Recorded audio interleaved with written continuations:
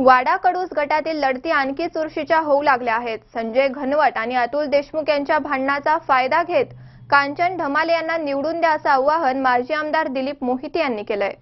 निवडणूक प्रचाराच्या शेवटच्या टप्प्यात वाडा कडूस गटातील लढती आणखी चुरशीच्या होऊ लागल्या आहेत। या गटात शिवसेनेचे तालुका उपप्रमुख संजय घनवट यांचे मित्र आणि भाजपचे तालुकाध्यक्ष अतुल देशमुख यांच्या प्रतिष्ठा पणाला लागल्या आहेत। कडूस येथे राष्ट्रवादीच्या प्रचारासाठी झालेल्या कोपरा सभेत माजी आमदार दिलीप मोहिते पाटील यांनी विरोधकांवर निशाणा साधत संजय घनवट आणि अतुल देशमुख यांच्या भांडणाचा फायदा घेत कांचनताई ढमाले यांना निवडून आणणारच असे प्रतिपादन केले।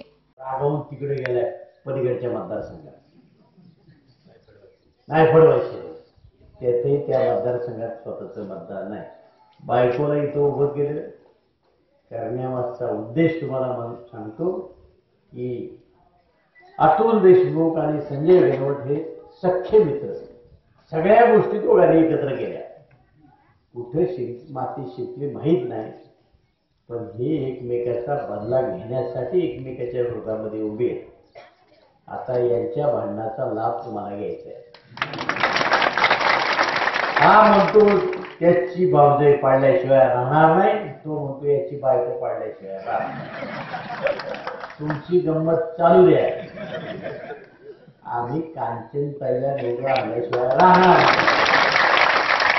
आणि कडूसकरांनी एकदा ठरवलं की ब्रह्मदेव जरी आला तर बदलत नाही। आता निलेश आंधळे, सी 24 तास, राजगुरुनगर।